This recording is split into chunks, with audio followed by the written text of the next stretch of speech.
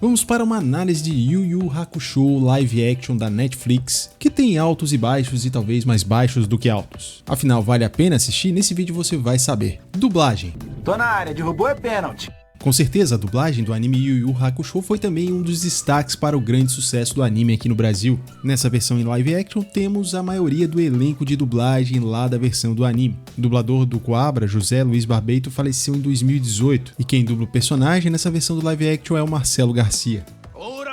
Ter mantido o elenco original eu vejo como algo positivo, já que adiciona um elemento a mais para você identificar o personagem além da caracterização dele. E apesar de muitos elogiarem a dublagem, ela não se destaca tanto, ela é muito mais sutil na questão de gírias e tudo que nós tínhamos na versão do anime. Em um momento ou outro temos ali um fanservice do Yusuke falando alguma coisa que ele falava também na versão do anime. A atuação e caracterização dos personagens. A caracterização dos personagens você até consegue identificá-los, mas eu acredito ali que o cabelo de alguns personagens poderiam ser melhores, inclusive o cabelo, por exemplo, do Coabra, do Yusuke, o Sakyo, mas até que passa, inclusive as roupas também passam, fazem referência ao anime. Pelo menos pra mim foi mais difícil eu comprar o Coabra como o Coabra do anime em relação à caracterização que somente a roupa dele que lembra o Coabra. E ao contrário dos outros, ele não tem a mesma voz do dublador antigo, que seria uma familiaridade a mais pra gente identificar o personagem. E eu confesso que eu não gostei muito da atuação da maioria dos atores, principalmente o Yusuke, que deveria ser mais carismático e ter mais momentos engraçados, mas o ator parece que tá ali meio que de saco cheio e não tem uma boa atuação. Eu penso que ele não conseguiu convencer que ele é um delinquente de coração bom.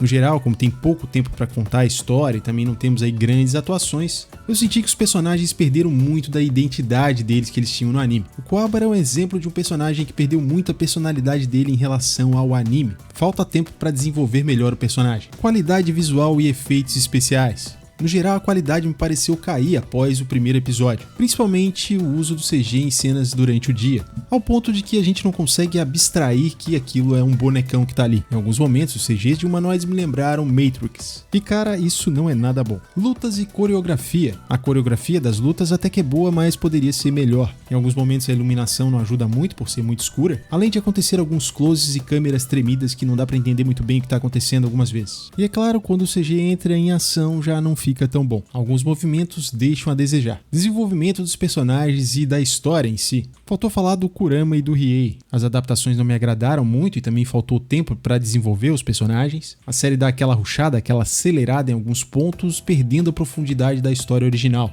E outros momentos que não precisava de tanto tempo assim, eles acabam enrolando um pouco. A série não chega nem próximo de ter a mesma profundidade do anime, afinal de contas não tem tanto tempo assim para contar a história, porém poderia ter contado de uma forma melhor. Tem personagens que aparecem muito precocemente na série, que a meu ver prejudicou o desenvolvimento da trama, além deles terem condensado dois acontecimentos importantes em um só. Eu vou te dar um pequeno spoiler que na verdade não é um spoiler se você assistiu o anime. Não tem Torneio das Trevas. Eles pegaram parte dos acontecimentos do resgate da Yukina com parte dos acontecimentos do torneio, porém sem fazer o torneio. Isso, a meu ver, foi uma das grandes falhas dessa adaptação.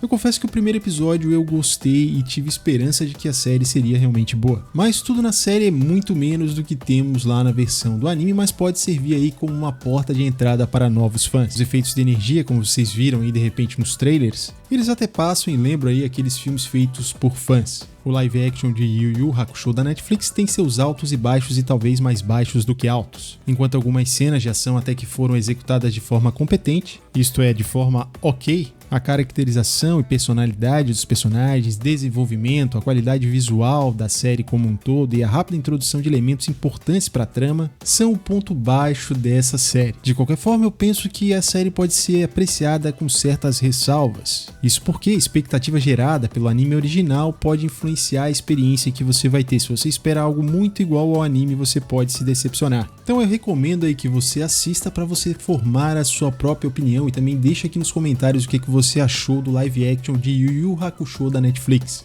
Se vocês quiserem análise de cada episódio comparando com o anime e o que ficou diferente na história, me diz aí nos comentários que eu faço análises mais completas. Eu tenho que dizer que alguns momentos dessa série até que me divertiram, foram interessantes, foi um bom entretenimento. E claro, eu não poderia deixar de responder a pergunta: será que Yu Yu Hakusho live action é tão ruim e merece ficar na mesma prateleira de Os Cavaleiros do Zodíaco, Saint Seiya, O Começo e Dragon Ball Evolution? Eu diria que não, porque ele tem um pouco da essência do anime. Eu diria que ele fica abaixo de Samurai X da versão do live action. Eu creio que eu colocaria ele entre a versão do live action de Bleach e a série Cowboy Bebop, que teve ali um bom começo no início e depois também desandou. No caso, Yu Yu Hakusho, acredito que ele se perde ali já no terceiro episódio e tem só 5 episódios essa temporada. Fica ligado que também tem uma cena pós-créditos no último episódio. Aliás, o desfecho desse arco aqui que temos, ele foi muito inferior mesmo a Yu Yu Hakusho lá da versão do anime. E é uma lástima que, ao que tudo indica, a gente não terá um Torneio das Trevas se tiver alguma continuação como vimos lá na versão do anime.